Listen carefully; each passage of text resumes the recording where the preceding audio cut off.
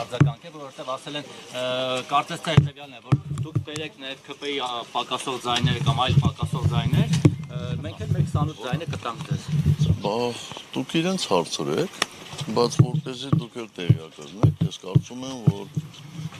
վաղը բանակցություններ են տեղի ունենալու Հայաստան դաշինքի եւ պատիվ ունեմ խմբակցությունների միջև եւ այդ հարցերին վերջնական պատասխաններ կստանանք։ Դուք եւ Ռոբերտ Քոչարյանը բանակցում եք այս բային այդ հարցի շուրջ։ Որոշով Ռոբերտ Քոչարյանն է խմբակցության մասով։ Իրենց խմբակցության մասով։ Ես չեմ կարծում, որ Պարոն նախագահ, իսկ հանդիպում որ ՀԿ-ն Քոչարյանին ու իր թիմին է տուփիկ ուզում տալ, հիմա էլ Քոչարյանն ու իր թիմը ՀԿ-ին են տուփիկ տալիս, այսպես փոխադարձ շախ ու մատ ինչ են անում տուփիկ դա փակուղու արժե կամ շախ են անում շախմատային լեզվով ասած, որ ոչ, մենք շախ ենք հայտարարել եւ հայտարարել ենք միայն այսօրվա իշխանությունների։ Մենք ուրիշ շախ հայտարարելու ֆիգուր չունենք։ մատանել կստացվի։ Այո։ Իսկ փողոց գեներացնելու հիմքեր տեսնում եք նաև այս գործընթացով։ Վստահ եմ ես, ոչ թե տեսնում եմ, այլ վստահ եմ։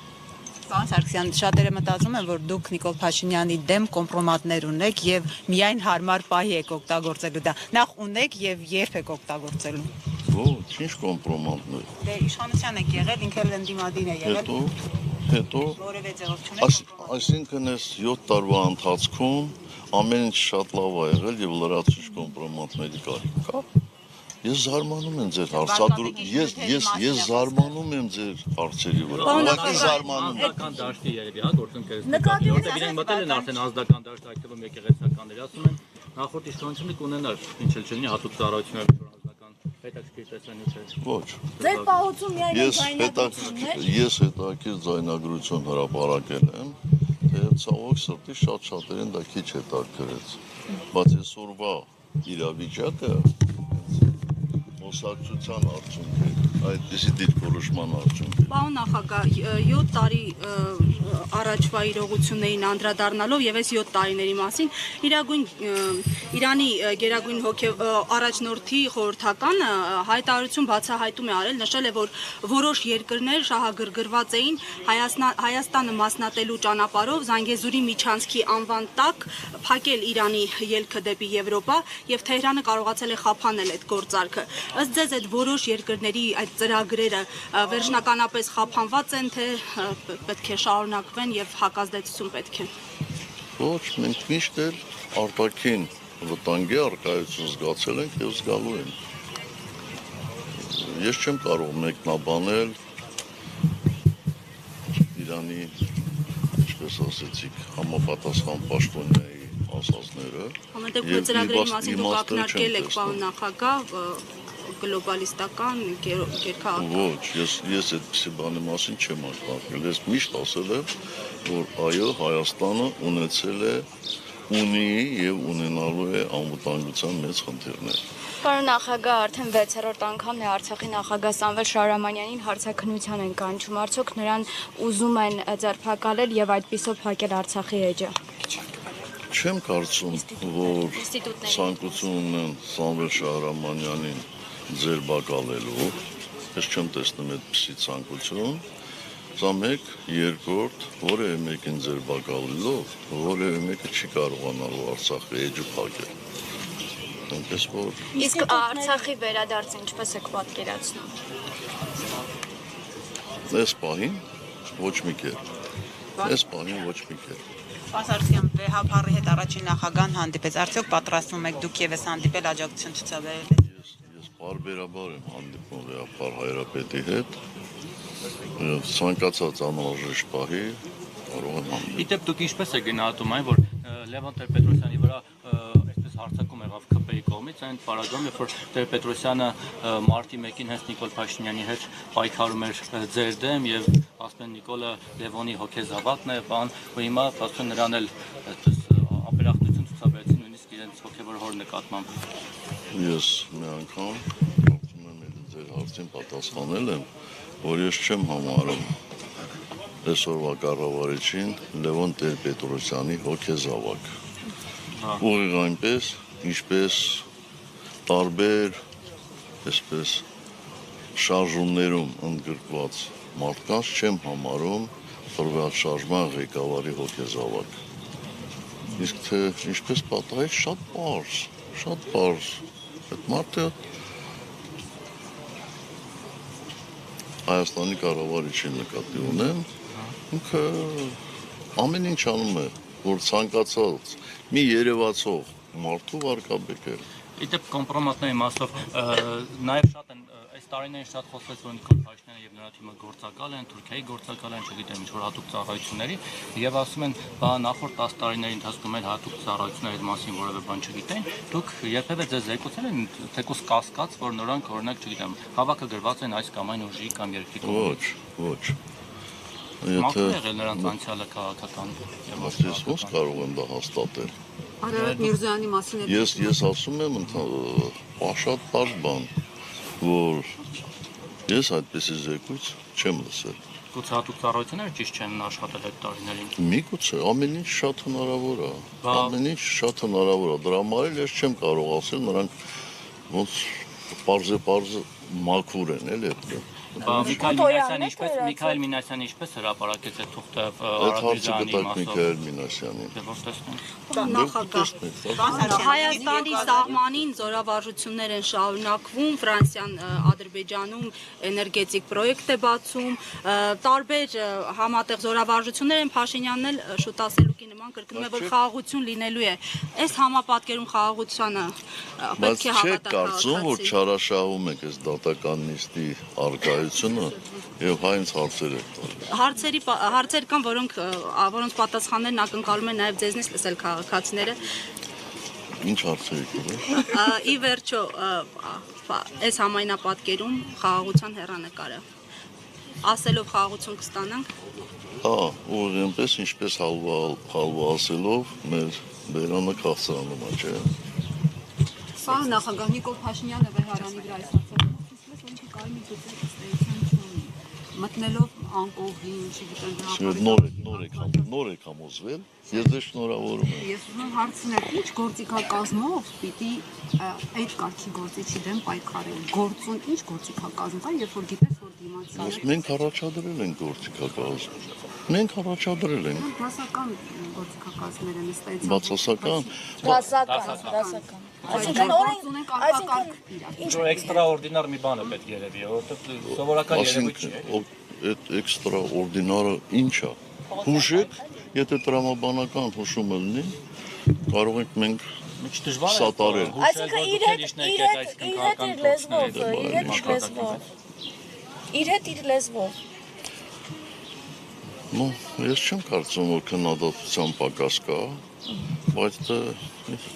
ես օրինակ ի վիճակի չեմ իր լեզվով խոսելու, կներեք ի վիճակի չեմ։ Վերջինը Զարամետ հերքը, երբ որ եկեղեցու հետ կապված արտահայտեց ձեր վերաբերմունքը, դուք պետության ղեկավար եք եղել, շատ այսպես իրավիճակներ եք եղել, որ կարող է եւ հունից դուրս եք եկել, օրինակ ձեզ կարող եք այդպեսի Զարամետ հերք ցույց տալ։ Ոչ։ Պարոն նախագահ, արդեն հայտնի է ընտրությունների օրը 2026-ի հունիսի 7-ին, եթե այն ամենների միջև չհաջողվի Նիկոլ Փաշինյանի իմպիչմենտով հեռացնել, ՀՀԿ-ն մասնակցելու ընտրություններին։ Տեսնենք։ Դեռ որոշում չկա։ Ոչ։ Պարոն նախագահ, դուք իսկապես 30 տարի բանակցել եք Արցախը հանձնելու շուրջ, այդ բանակցությունները դրա մասին են եղել, հետո եկել Կներեք, բայց ես ձեր փոխարեն ամաչում եմ։ Դա ինչ հարցավոր տալիս եք։ Դե այդ են ասում ձեր Ո՞վ ասում։ Նիկոլ Փաշինյանի իշխանությունը Գնացեք իրան հարցրեք, թող մի հատ փաստ բերի։ Իդեպ այդ բանավեճի մասով շատ խոսվեց, իհարկե ասում է դե թող կանգնեն պատասխանեն, գիտեն որ պարտվել են նախկին նախագահները, ինչ չեն գալիս, Ռոբերտ Քոչարյանը, Սերժ Սարգսյանը։ Այսինքն ինչու են պարտվելու, այնտեղ փող են բռնելու, հա։ Ու ինքը հաղթելու է։ Իբր բանավեճում, որ ինքը կարողանելու է ապացուցել, որ իսկապես իբր թե բանակցել է Արցախ հանձնելու շուրջ կամ շուտ է տվել Ալիևը չևեր։ Մենք շատ հստակ ասել ենք, թող ինքը հրապարակի համանախագահների կողմից առաջարկած վերջին փաստաթուղթը։ Երբ որ հրապարակի, այն ժամանակ նաև մենք մեր կարծիքը կասենք։ Նկատի ունեք Լավրովի պլանը թե 19 թվականին։ Մեկ անգամ եւս ասեմ, որ Լավրովի պլան, որպես այդպեսին լրագրողների կողմից եւ նախկին ընդդիմության կողմից հնարված եզրույթ է։ Այդպիսի պլան չի եղել։ Համանախագահները անկախ նրանից դա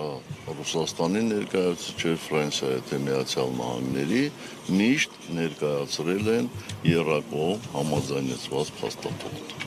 Բայց թվականին դա կարգավիճակը մեկը անորոշ էր, չէ՞ մնալու, Ման Սարգսյան։ Այո, դա եղել։ Կարգավիճակի հարցը անորոշ էր, չէ՞ մնալու, այդ բանակցող տարբերակով եւս։ Այդ հանրաքվեն ինչպես էր իրականացվելու, հանրաքվեին մենակ ադրբեջանցիները մասնակցելու էին։ Ուրեմն մանրամասն ես դրա մասին խոսել եմ, նորից կրկնելը իմաստ չունի։ Հարցը լուծում էր հետևյալ կերպ։ Լեռնային Ղարաբաղի կարգավիճակի հարցը որոշվում էր Լեռնային Ղարաբաղի բնակչության ազատ կամ արտահայտությամբ, որը ուներ պարտադիր իրավական ուժ եւ որի որակարգը ոչնչով չէր սահմանափակվում, սա մեկ։ Երկրորդ, մենք Ադրբեջանին էինք վերադարձնում 7 շրջաններից 5-ը խաղաղապահ ուժեր էին գալիս ՄԱԿ-ի անվտանգության խորհրդի որոշմամբ եւ կախված նրանից, թե ինչպիսի տեմպերով եւ երբ կորոշվեր Լեռնային Ղարաբաղի վերջնական կարգավիճակը, կորոշվեր նաև երկու շրջանների ճակատագիրը։ Լավրովը ինչի մասին էր խոսում, որ ասում էր հարցը ըստ էության նախընտրել եք թողնել սերունդներին, անձամբ դուք չէ, այլ այդ բանակցողներ ես ամբողջ ժամանակահատվածի։ Ոչ։ Ես բազմաթիվ անգամներ եմ ասել, որ մեր ցանկությունն է, որ խնդիրը լուծվի։ Դուք ինձնից երբևէ լսել եք արդյոք ոչ մի ցիզականության հետ կապված որևէ գաղափար։ Չէ, իմ հայրենիքի նախադասության համար Մենակ այդ չէ, տարբեր ժամանակներ դրական որոշումների ինչու չգնացիք, ինչն է պակասում։ Որովհետև ասում են Լավրովի պլանը գուցե ավելի լավ տարբերակ լիներ, քան այն ամեն ինչը հիմա մենք ունենք։ Գուցե Գուցե չի, ես նորից պետք է կրկնեմ, ախր դուք